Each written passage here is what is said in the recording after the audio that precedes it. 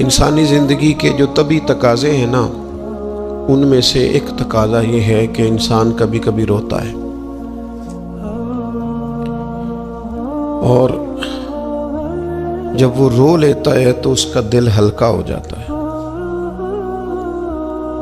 اس کی طبیعت پر جو بوجھ ہوتا ہے وہ اتر جاتا ہے۔ کسی شخص کو کوئی گہرا صدمہ اگر پہنچتا ہے، اس کے کسی قریبی کا انتقال ہو جاتا ہے یا وہ کسی آزمائش کا شکار ہو جاتا ہے اور اس کے آنسو نہیں نکلتے تو لوگ کہتے ہیں یہ بیمار ہو جائے گا۔ اگر یہ رو نہیں رہا تو یہ شدید ذہنی دباؤ کا شکار ہو جائے گا۔ انسان روتا ہے، آنسو نکل آتے ہیں تو اس کی طبیعت سے بہت ساری چیزیں، بہت سارا بوجھ ہٹ جاتا ہے۔ رونا اللہ تعالیٰ نے انسانی فطرت کا تقاضا بنایا ہے کہ جس طرح وہ خوش ہوتا ہے، ہنستا ہے، تو اس کے چہرے سے وہ چیزیں آشکار ہوتی ہیں، تو اسی طرح جب وہ رو پڑتا ہے اور آنسو اس کے رخساروں سے چھلک آتے ہیں تو یہ اس کے غم کا اظہار ہوتا ہے۔ ہمارا یہ مسئلہ ہے کہ روتے بہت زیادہ ہیں لوگ اور کثیر تعداد میں آنسو بہاتے ہیں، لیکن منظر تکلیف کا یہ ہے کہ بندے بندوں کے لیے روتے ہیں، بندے دولت کے لیے روتے ہیں، اقتدار کے لیے روتے ہیں، من چاہی زندگی کے لیے روتے ہیں، بندے حصول زر کے لیے روتے ہیں۔ ہمیں کہا گیا تھا رو، لیکن رونا اللہ رسول کے لیے۔ ایک تو بندوں کے لیے نہیں رونا اور ایک بندوں کے سامنے نہیں رونا۔ رونا ہے تو اللہ کے لیے، اس کے محبوب کی محبت کے لیے، اور چونکہ یہ معاملہ ہی اللہ رسول کے ساتھ ہے تو پھر بندوں کے سامنے کیا رونا؟ جب ان کے لیے رونا ہے تو پھر ان کی بارگاہ میں رونا ہے۔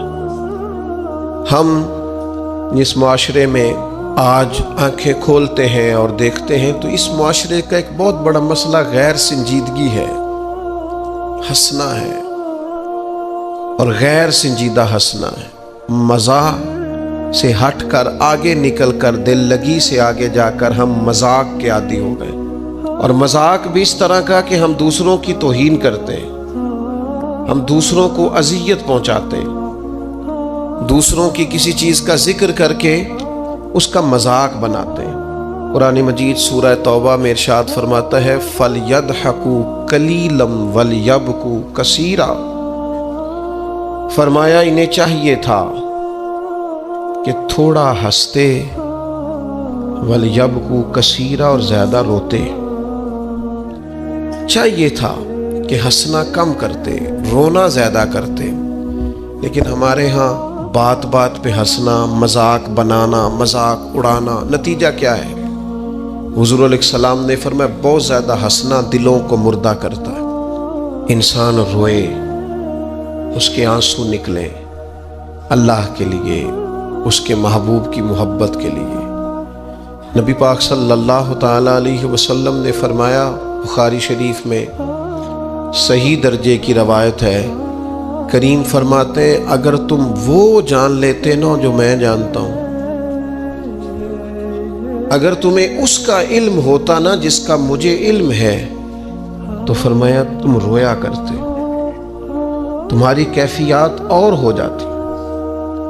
بعض اوقات کچھ لوگ غیر سنجیدگی کا مظاہرہ کرتے ہیں، ہنستے ہیں، شغل بناتے ہیں، بہت سارے کام ایسے ہیں، بہت سارے فیوز و برکات ایسے ہیں جو انہیں ملنے ہوتے ہیں، نہیں مل پاتے، تو وہ غیر سنجیدگی طبیعت کی، لہجے کی غیر سنجیدگی، ان سے وہ فیوز و برکات اٹھا لیتی۔ میں دوستوں سے کہتا ہوں، آپ کسی جگہ محفل میں جاتے ہیں، آپ کسی دینی اجتماع میں جاتے ہیں، لیکن رستے میں اگر آپ شغل کرتے ہوئے جا رہے ہیں، ہنستے ہوئے جا رہے ہیں، آپ نے کیا فائدہ حاصل کیا؟ آپ جہاں بھی جا رہے ہیں، موبائل آپ کا آن ہے، موبائل دیکھ رہے ہیں، موبائل چلا رہے ہیں، موبائل ہی چل رہا ہے، تو آپ نے کیا سنجیدگی حاصل کی؟ پایا کیا؟ ہر کام صرف موبائل کے سٹیٹس کے لیے کیا ہے؟ تم اگر وہ جان لیتے جو میں جانتا ہوں، اصحاب صفا کے پاس قرآن مجید کی کوئی آیت تلاوت کی گئی تو وہ رونے لگے، صحابہ رو پڑتے تھے، اللہ کے خوف سے خشیت سے رو پڑتے تھے۔ کوئی آیت تلاوت کی گئی، اصحاب صفا رو پڑے، ان کو روتا دیکھ کر حضور بھی آئے اور اللہ کے رسول کی آنکھوں میں بھی آنسو آئے۔ اور پھر اللہ کے حبیب علیہ السلام نے اس عمل کا اظہار فرمایا۔ حضور فرمانے لگے جو آنکھیں رب کے خوف سے آنسو بہاتی ہیں نا، ان کو اللہ پھر دوزخ پر حرام کر دیتا ہے، پھر وہ جہنم میں نہیں جایا کرتا۔ وہ اللہ کے خوف سے چھلک پڑی، جذبات ابل کر باہر آ گئے۔ سعادت مند لوگ ہوتے ہیں، سعادت مند۔ نبی پاک علیہ السلام نے فرمایا، ترمذی میں موجود ہے، حضور فرماتے ہیں 3 باتیں خوش بختی کی علامت ہے۔ یا رسول اللہ صلی اللہ تعالی علیہ وسلم کون سی؟ تو ایک تو حضور نے فرمایا اللہ سے ڈرو، اور دوسرا فرمایا بلا وجہ اپنے گھر سے نہ نکلو، اور تیسرا فرمایا اپنے گناہوں پر رویا کرو۔ اگر تمہیں رونا آ جاتا ہے تو یہ سعادت مندی ہے تمہارے لیے۔ مجھے کچھ دوست کہتے ہیں مجھے غصہ بڑا آتا ہے، تو میں کہتا ہوں مجھے بھی بڑا آتا ہے، بڑا آتا ہے، لیکن اپنے گناہوں پر آتا ہے، اپنی غلطیوں پر آتا ہے۔ مجھے زندگی میں جتنا غصہ آیا ہے اپنی کوتاہیوں پر آیا، جہاں جہاں مجھ سے سستیاں ہوئی ہیں مجھے ان پر غصہ آتا ہے۔ اور جب اپنے آپ پر غصے سے فارغ ہوں گے تو کسی اور پر بھی کر لیں گے۔ ابھی تو ڈھونڈتا پھرتا ہوں اے اقبال اپنے آپ کو، آپ ہی گویا مسافر آپ ہی منزل ہوں میں۔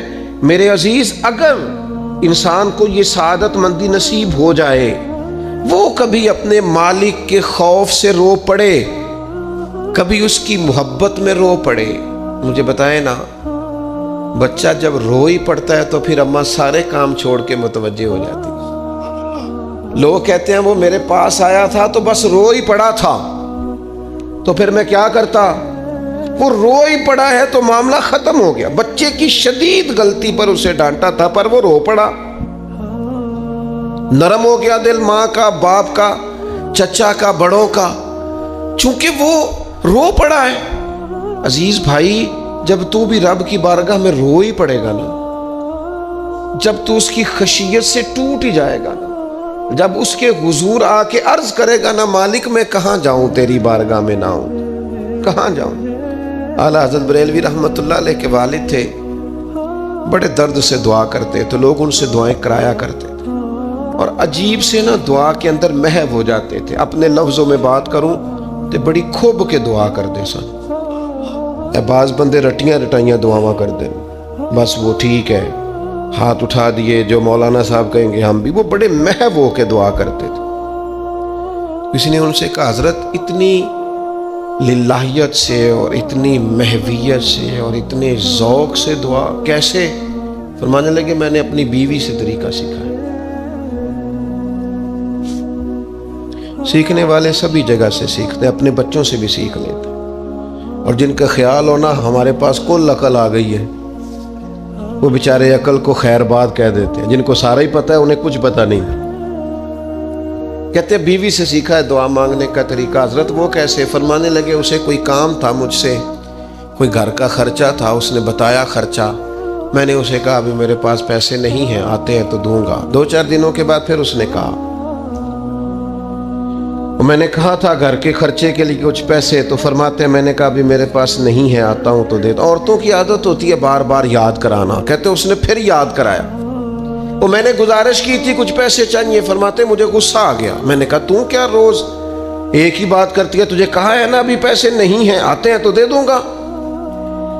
ہر روز یاد کرانے کا کیا مطلب ہے؟ ایک ہی بات کا رٹا لگایا، پیسے چاہیے، پیسے ٹھیک ہے، خرچ ہے، آپ ٹھیک کہہ رہے ہیں، پر ابھی نہیں میرے پاس۔ کہتے میں نے ڈانٹ دیا۔ سعادت مند خاتون تھی، حوصلے سے ڈانٹ برداشت کی، تو کہنے لگی غلطی ہو گئی، مجھے نہیں بار بار کہنا چاہیے تھا، آپ تو ناراض ہی ہو گئے، لیکن ایک بات یہ کہنی تھی کہ آپ ہی میرے شوہر ہیں، میں آپ سے نہ کہوں تو پھر کس سے جا کے کہوں؟ آپ سے ہی کہنا ہے نا، میرے آپ ہے نا میرے سر کے تاج، تو کس سے اور کہوں؟ میں اور کسی سے کہوں؟ شیخ فرماتے ہیں میرے ہاتھ میں کچھ چیز تھی، ہاتھ کانپا، وہ چیز گری، چھم چھم میرے آنسو ٹپکے، छम छम मैं रो पड़ा। तो खातून कहने लगी आप क्यों रोए, क्या हुआ? तो फरमाने लगे मुझे तो रब से मांगने का तरीका तूने सिखा दिया। जब मैं उसकी बारगाह में अर्ज करूंगा ना मालिक बड़े दरवाजों पे गया हूं कोई नहीं मेरी सुनता, बड़े दर्द के साथ मैंने कहा है पर फरियाद को कोई नहीं पहुंचा, ऐ अल्लाह तू ही मेरा रब है, फिर तुझे ना कहूं तो किसकी बारगाह में जाके कहूं।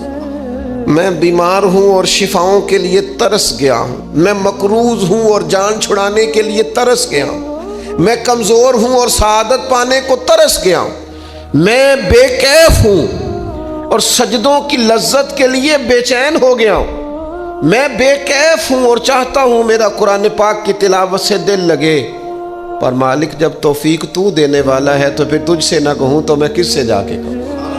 नबी पाक सल्लल्लाहु ताला अलैहि वसल्लम ने फरमाया दो आंखें दोज़ख में नहीं जाएंगी।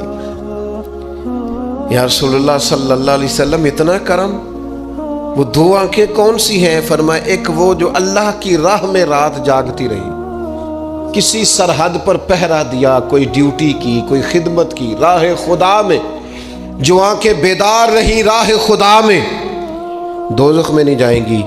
और दूसरा फरमाया जो रब की याद में रो पड़ी, जिससे खशियत आई, जो डर गया पर डरा अल्लाह के, आंसू फार सेल ना हो, कोई अदाकारी का माहौल ना बनाए, वो इस तरह ना हो रो रो के दुआ, रिक्कत अंगेज दुआ और फलां क्या बात, फलां के बड़ा रुलाया और फलां में बड़ा दर्द था और फलां के आंसू निकल आए और पीर साहब किबला रो ही पड़े। फार सेल ना हो चीजें, अदाकारी ना हो, उसकी तबीयत पर पूरा असर हो। और जब खशियत के साथ वजूद कांपता है, वो किसी ने कहा था कि आंसू कुर्बत का सबब होते हैं। जब आपकी रूह किसी की रूह से मिलती है तब आंसू निकलते हैं। जब तू अल्लाह से पूरा जुड़ जाता है ना, जब रसूले कायनात की बारगाह से तेरी पूरी तवज्जो लग जाती है, फिर आंसू बनकर दिल ते पार पवे जिस वेले उदो पार बनावन अखियां ते बेदर्दा महबूबा दे सारे नाज उठावन अखियां। अजीज दोस्त, जब आप पूरे तौर पर जुड़ जाते, ओ यारो कितना रोए हैं मुसलमान अक़वाम मुत्तहिदा के सामने जाके,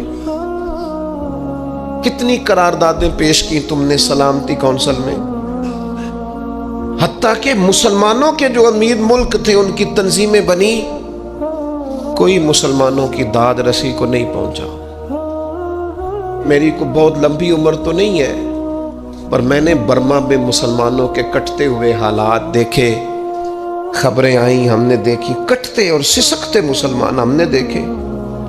हमने देखा लीबिया पे हमला हुआ और टूट गया सारा मुल्क। मैंने वो मंजर देखा जब गौस पाक के बगदाद में बम गिरे। हमने वो दौर देखा जब किसी ने खबर दी कि करबला में फिर से करबला बरपा है। हमने वो मंजर देखा जब पता चला कि फिर से मौला अली के नजफ़े अशरफ को उजाड़ा जा रहा है। हमने वो सारे मंजर बार बार देखे, बार बार सुने, और अब तो शर्म आती है। मेरा दिल करता है मैं फ़लस्तीन का नाम न लिया करूं, शर्म आती। ये कोई हमारी तकरीरों के मौजू है?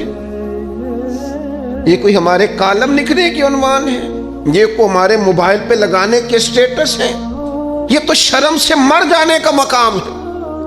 ये कोई गर्दनें उठा के बात करने वाली बात है? ये मोबाइल पे एक दूसरे को वीडियो दिखाने का मंजर है? रमजानों में, शामों में अपने अपने बच्चों को सीनों से लगा के इफ्तारियां कराने वालों और बच्चों से पूछने वालों कि पुत्र तू की खाना है, इससे पूछ ले इसकी मर्जी क्या है। तुम्हें पता है फ़लस्तीन की बेटियां भी सैयदा खतीजतुल कुबरा की बेटियां हैं। वो मोमिनों की माएँ हैं तो उनकी भी तो माएँ हैं ना। फ़लस्तीन की बहनें भी सुबह क़यामत हज़रत फ़ातिमा के पल्लू में पनाह लेंगी। नबी पाक सल्लल्लाहु ताला अलैहि वसल्लम ने फरमाया मन अज़ा मुस्लिमन फ़क़द अज़ानी, میں کیسے وہ بات آپ کے دلوں تک اتاروں کہ حضور نے فرمایا جب میرے مسلمان کو تکلیف ہوتی ہے تو مجھے تکلیف ہوتی ہے، مجھے درد ہوتا ہے۔ اس رسول کی امت جو کافروں کی رسیاں زور سے باندھی جائیں تو حضور فرمائیں ڈھیلی کر دو، یہ ہائے ہائے کرتے ہیں تو مجھے نیند نہیں آتی۔ اگر بدر میں قیدی بنا کے لایا گیا کافر ہائے ہائے کرے تو حضور کو نیند نہیں آتی، تو مجھے بتاؤ کہ فلسطین کی بیٹیاں ہائے ہائے کرتی ہیں تو گنبد خضرا میں محبوب کو آرام ہے؟ میرے عزیز، بے حسی کی زندگی، چھوٹے موٹے بیانات، تو بھی کہہ دے تھوڑا سا فلانے کا بیان نہیں آیا، کیا کرنا ہے بیان دے کے، کیا بات کرنی ہے تذکرہ کر کے؟ دوستو آؤ، رو کے دیکھ لیا ساری دنیا کے سامنے، کچھ رب کے سامنے رو کے نہ دیکھ لے؟ اب اسے کہے نا، اب حضور کی بارگاہ میں عرض کر کے نہ دیکھ لے کہ تجھ سے فریاد ہے اے گنبد خضرا والے، اب کعبے والوں کو ستاتے ہیں کلیسا والے، اور کی اگر تو نے دل مسلم کی دل جوئی نہیں، پھر ہمیں تانا دیں گے بت کہ مسلم کا خدا کوئی نہیں۔ اب اللہ رسول کی بارگاہ کی طرف رجوع نہ کر لیں، اب چھوڑ نہ دیں سیاستدانوں کے گلے، اب چھوڑ نہ دیں دنیا اقوام متحدہ کی بات اور سلامتی کونسل کی بات، اب اپنے اللہ کی جانب رجوع نہ کریں۔ دیکھو نا، نبی پاک صلی اللہ تعالی علیہ وسلم نے ہمیں فرمایا تمہارے آنسو قدر والے ہیں، رب رسول کی بارگاہ میں بہانا، ان کو ضائع نہ کرنا۔ عزیز بھائیو، یہ آنسو جو اللہ رسول کی بارگاہ کی طرف بہتے ہیں، یہ اللہ کی رحمت کو متوجہ کرتے ہیں، یہ مالک کریم کے کرم کو مائل کرتے ہیں۔ ہمارا مسلح آباد ہونا چاہیے۔ وہ مجھے ایک دوست کہنے لگے صرف دعا کریں فلسطین کے لیے، آپ نے کہا جم کے دعا کریں، صرف دعا کرنے سے کیا ہوتا ہے؟ میں نے کہا دعا کرنے سے پہاڑ ہل جاتے ہیں اپنی جگہ سے۔ میرے رسول پاک رات کو دعا کریں تو صبح فاروق اعظم جیسے لوگ آ جاتے ہیں دین اسلام میں۔ نبی پاک علیہ السلام رات دعا کریں نا، دعا، اور بدر کی رات حضور دعا کریں تو اللہ 7,000 فرشتوں کو بھیج دیتا ہے مسلمانوں کی مدد کے لیے۔ صحابہ فرماتے ہیں میدان بدر میں ہم کسی کو قتل کرنا چاہتے تھے لیکن اس کی گردن پہلے سے کٹ کے گر جاتی تھی، فرشتے آئے ہوئے تھے۔ آج ہمارے ساتھ اللہ کی مدد ناراض ہو گئی ہے، ہم سے رب کی مدد ناراض ہے۔ ہماری مجموعی غلطیاں، قومی کوتاہیاں، بددیانتیاں، رشوت خوریاں، ہمارے جھوٹ، ہماری بد اخلاقیاں، مجموعی طور پر سوسائٹی کی مادہ پرستی، اخلاقی رویوں کی گراوٹ، لوٹنا، اپنا حصہ وصول کرنا، جگہ جگہ پہ کمیشن مقرر کرنے، ہر شخص کا ذات کے لیے سوچنا، اللہ کی مدد پھر روٹ جایا کرتی ہے، ناراض ہو جایا کرتی ہے۔ سب سے ضروری کام یہ ہے، سب سے ضروری کام کہ اللہ کی مدد شامل ہو۔ سب سے، ایک صحابی تھے، ایک جگہ انہیں شہید کیا جا رہا تھا تو کافر چاہتے تھے کہ ہم ان کی لاش کو معاذ اللہ ثم معاذ اللہ بے حرمتی کریں۔ انہوں نے عرض کی مالک تو میرا مددگار ہے، اس بیابان جنگل میں میری مدد کرنا۔ شہد کی مکھیاں آ گئیں، ان کے پورے وجود کو چھپا لیا، کوئی چیز قریب آئی نہیں، اور لوگ کہتے ہیں مکھی اٹھ کے بیٹھے تو زخمی کر دیتی ہے، لیکن وہ اٹھ کے گئیں تو وجود پہلے سے زیادہ تر و تازہ تھا۔ اللہ نے محفوظ کر لیا وجود ان لوگوں کا، اللہ نے حفاظت فرمائی، اللہ کی مدد شامل تھی، اللہ کی مدد۔ ایٹم بم تم نے بنا لیے، ہتھیار تم نے سجا لیے، دولتیں تم نے جمع کر لی، بڑے بڑے تم نے ادارے قائم کیے، اب ایک کوشش اور بھی کرو، رب رسول کی بارگاہ میں رو تاکہ تمہیں اللہ کی مدد بھی ملے، تمہارے اندر حوصلہ بھی پیدا ہو، تمہارے اندر شعور بھی بلند ہو، اپنی ذات سے اٹھ کر سوچنے کی تمہیں طاقت بھی میسر آئے۔ میرے عزیز، اگر اس کی بارگاہ میں رونا آ جائے نا، اس کی بارگاہ میں اسے منانا آ جائے تو پھر تو کیفیات ہی کچھ اور ہو جاتی ہیں۔ کتنا کو روئیں بھلا؟ حضور فرماتے ہیں بہت لمبا تم نہ بھی نہ رونا، اگر مکھی کے یا مچھر کے پر کے برابر بھی تمہارے آنسو نکل گئے نا، میں اب اس سے زیادہ کیا آپ کی بارگاہ میں بات عرض کروں۔ حضور فرماتے ایک مکھی اور مچھر کے پر کے برابر بھی تیری آنکھ سے آنسو نکل آیا، شرط یہ ہے نکلے ریاکاری کے لیے نہیں، نکلے اللہ کی رضا کے لیے، اس کی خشیت میں نکلے۔ فرمایا اگر مکھی کے پر کے برابر بھی تو رو پڑا تو اللہ تعالیٰ تیرے لیے دوزخ سے آزادی لکھ دے گا۔ اور نبی پاک صلی اللہ تعالیٰ علیہ وسلم نے بیان فرمایا ہے، حضور فرماتے جو اللہ کے خوف سے رو پڑے نا، جس طرح بھینس بکری گائے کے تھنوں سے نکلا ہوا دودھ دوبارہ تھنوں میں نہیں نہ جاتا، اسی طرح جو رب کی یاد میں رو پڑے وہ دوزخ میں نہیں جاتا۔ یہ مثال دیکھیں کیسی دی حضور نے سمجھانے کی۔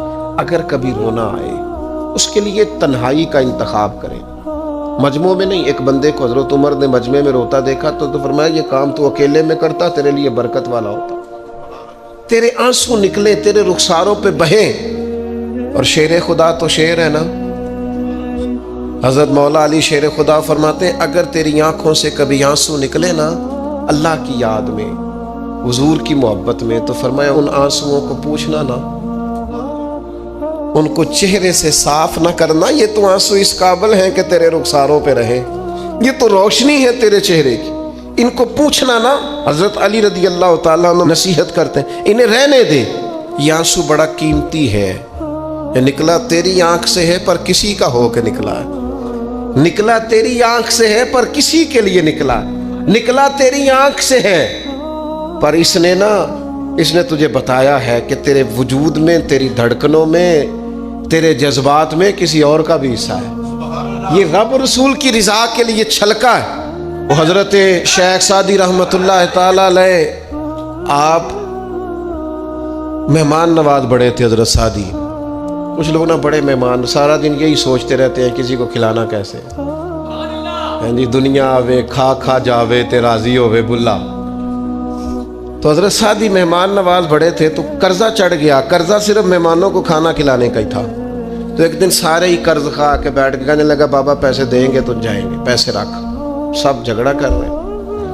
تو حضرت سعدی کہتے ہیں وہ مطالبہ کر رہے ہیں پیسے دو اور مجھے ٹینشن ہے، ان کو کھلایا پلایا کچھ نہیں۔ تھوڑی دیر گزری تو ایک بچہ آ گیا کچھ بیچتا بیچتا، اس نے آ کے کہا نوجوان نے کہ جناب میں مجمع دیکھتے ہیں تو بعض لوگ بیچنے والے آ جاتے ہیں، اس نے وہ چیز بیچنے کے لیے سامنے کی تو کہنے لگا لینی ہے، تو حضرت فرمانے لگے میرے مہمانوں کو دے دو کھا لیں۔ انہوں نے دے دی، اب وہ کہنے لگا پیسے، تو حضرت بڑے پریشان ہوئے، کہنے لگے بیٹا آپ بھی بیٹھ جائیں، یہ بھی سارے پیسے لینے ہی آئے ہیں، ان کو ملیں گے آپ کو بھی مل جائیں گے۔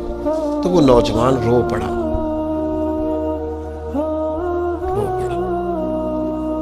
کہنے لگا حضرت صاحب میں تو یتیم ہوں، بہنیں اور ماں انتظار کر رہی ہیں۔ حضرت بڑے پریشان ہوئے، یہ کیا ہو گیا؟ فٹافٹ سوچنے لگے کہیں سے بندوبست ہو اور اس کو میں فارغ کروں۔ وہیں بیٹھے تھے کہ ایک عقیدت مند نذرانہ لے کے آیا، ڈھیر سارا نذرانہ پیش کیا، حضور میرا دل کرتا ہے، اور حضور کا فرمان ہے جو بن مانگے ملے وہ اللہ کی طرف سے، اسے قبول کرو جو بغیر چاہت کے آئے۔ تو اس نے نظر پیش کی تو وہ ڈھیر سارا نذرانہ تھا، حضرت نے جن کے پیسے دینے تھے سب کو دیے، اس کو بھی دیے، سب قرضے ادا کر کے بھی تھوڑے سے بچ گئے۔ تو ایک بندہ صاحب دل تھا، کہنے لگا حضرت ہم بڑے دنوں سے آ رہے تھے، پیسے نہیں مل رہے تھے، آج کیسے مل گئے؟ فرمانے لگے تم میں کوئی رونے والا کوئی نہیں تھا، ایک بھی رونے والا ہو تو باقیوں کا کام بھی۔ سنو نا حدیث ہے بہقی شریف میں، حضرت حیثم بن مالک رضی اللہ تعالیٰ عنہ فرماتے ہیں نبی پاک علیہ السلام خطبہ دے رہے تھے، تقریر فرما رہے تھے، حضور کی باتیں دلوں کے میل کچیل اتارتی چلی جا رہی تھی۔ فرماتے ایک شخص نبی پاک علیہ السلام کے سامنے بیٹھ کر حضور کی گفتگو سن رہے تھے، وہ رو پڑے، ساری گفتگو چھوڑ کے نبی پاک صلی اللہ تعالیٰ علیہ وسلم کی توجہ اس شخص کی طرف ہو گئی۔ ہوا کیا ہے؟ وہ تقریر سنتے، بات سنتے بس رو پڑے۔ تو نبی پاک علیہ السلام فرمانے لگے آج اگر وہ سارے مومن بھی یہاں موجود ہوتے جن کے گناہ پہاڑوں کے برابر وزنی ہوتے تو اس ایک بندے کے رونے کی وجہ سے اللہ سب کی بخشش فرما دیتا۔ اور نبی پاک علیہ السلام فرمانے لگے یہ رویا ہے تو اس کے رونے پر فرشتے بھی روئے ہیں، اور فرشتے دعا کر رہے ہیں کہ اے اللہ یہ جو نہیں روتے نا ان کے حق میں ان کی سفارش قبول کر لے جو تیری بارگاہ میں روتے ہیں، جو تیرے حضور عرض گزار ہوتے ہیں، ان کی سفارش قبول کر لے، ان کے حق میں قبول کر لے۔ وہ بڑا رولیا ہے فیکٹری کے مالک کے سامنے، بڑا رولیا امیروں کے سامنے، مالداروں کے سامنے، تگڑے رشتہ داروں کو مائل کرنے کی بڑی جد و جہد کر لی۔ کچھ وقت سحری میں اٹھ کے رب کے حضور نہ روئیں، کچھ وقت سحری میں سجدہ لمبا نہ کریں اس کی بارگاہ میں، کچھ دعائیں اس کے حضور نہ مانگیں۔ میں کہوں گا ماؤں سے پریشان ہے بیٹے، سحری میں دامن پھیلا دو رب کی بارگاہ میں۔ میں کہوں گا والد سے سفارشیں تم نے بڑی ڈھونڈ لی، جد و جہد بڑی کر لی، یاروں سے بڑا کہہ لیا کہ بیٹے کو باہر بھیجنا ہے، کوئی کاروبار ٹھیک کرنا ہے، اب کچھ دروازہ اللہ کی رحمت کا بھی تو کھٹکھٹاؤ نا۔ اور میرے نبی پاک علیہ السلام نے گارنٹی دی ہے، فرمایا ماں باپ اولاد کے لیے جو بھی مانگے اللہ اپنے فضل سے عطا فرماتا ہے۔ اللہ کی بارگاہ کی طرف رجوع کریں، زیادہ توجہ رب کی جانب، اتنا نہ دوڑیں بندوں کے پیچھے، اتنا نہ منائیں بندوں کو، اللہ کی طرف توجہ، اپنے رب کی بارگاہ میں رونا، اللہ رسول کے حضور حاضر ہونا ہے۔ آپ دیکھیے کس قدر جم کے صحابہ حضور کی محبت میں آنسو بہاتے۔ حضرت صوبان بن مالک آ کے رو ہی پڑے تھے نا، حضور نے خود جا کے پوچھا کیا ہوا، بتانا نہیں پڑا، بس آنسو چھلکے تو نبی کریم نے فرمایا صوبان کیا ہوا؟ عرض کی دل نہیں لگتا، یہاں تو پریشان ہوتا ہوں تو زیارت کر لیتا ہوں تو جنت میں کیسے دل لگے گا؟ بس وہ روئے تھے نا، حضرت جبریل آ گئے، کہا محبوب رب فرماتا ہے جو اللہ رسول کی اطاعت کریں گے جنت میں بھی اللہ پڑوس عطا کر دے گا۔ رو پڑے تو جنت تک بات چلی گئی، رو پڑے تو میرے عزیز یہ تو ہے نا عام آدمی کا رونا، صحابہ کا رونا۔ اور اگر آنسو نبی پاک کے نکل آئے تو صحیح مسلم میں، صحیح بخاری میں حدیث ہے، سرکار دو عالم علیہ السلام ان آیات کی تلاوت فرما رہے تھے جو حضرت ابراہیم علیہ السلام کے بارے میں آئیں، جو جناب عیسیٰ کے بارے میں آئیں، جن آیات میں حضرت ابراہیم اور جناب عیسیٰ علیہ السلام نے کہا ہے اللہ بہت سارے لوگ گمراہ ہو گئے، بہت سارے لوگ گمراہ کر دیے گئے، اور جن میں یہ فرمایا کہ یا اللہ جو میری اطاعت کریں گے وہ میرے ہیں، اور جو میری نافرمانی کرے تو ان کے لیے غفور ہے۔